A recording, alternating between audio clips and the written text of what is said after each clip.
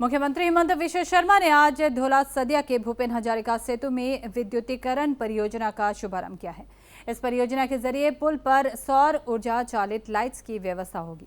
55 करोड़ रुपयों की लागत से यह परियोजना शुरू की गई है।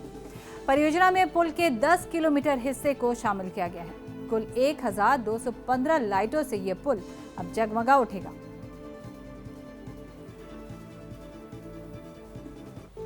इधर सीएम हिमंत विश्व शर्मा को अपने करीब पाकर लोगों ने न केवल सिर्फ सेल्फी खिंचवाई बल्कि अपनी समस्याओं से भी उन्हें अवगत कराया।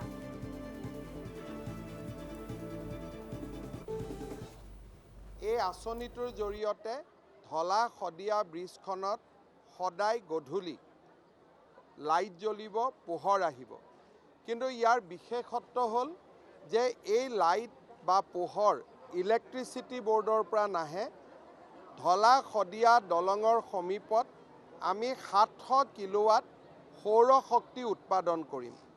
দিনত এই সৌৰ শক্তি APDCL কিনি ল'ব আৰু ৰাতি এই সৌৰ শক্তিৰ বিপৰীতে ধলা সদিয়া দলঙত লাইট জ্বলাবৰ কাৰণে ইলেক্ট্ৰিচিটি বোৰ্ডে ইলেক্ট্ৰিচিটি যোগদান কৰিব বা যোগান ধৰিব। নেট জিৰো অৰ্থাৎ সোলাৰ আমি কিনি ল'ম আৰু সেই টকাৰে গধূলি ইলেক্ট্ৰিচিটি বোৰ্ডে লাইট দিব। এই যিটো নেট জিৰো ব্যৱস্থাৰে ধলা সদিয়া দলংখন পোহৰেৰে উজ্বলাই তোলাৰ ব্যৱস্থা কৰা হৈছে। ই এটা অত্যন্ত আদৰণীয় পদক্ষেপ।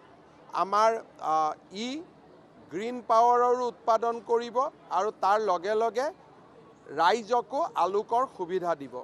এই গোটেই প্ৰকল্পটোৰ বাবে বহু দিনৰ পৰা সাংসদ প্ৰদান বৰুৱা, বিধায়ক বলিন চেতিয়াই প্ৰয়াস কৰি আছিল। আজি এটা প্ৰাপ্তিৰ দিন।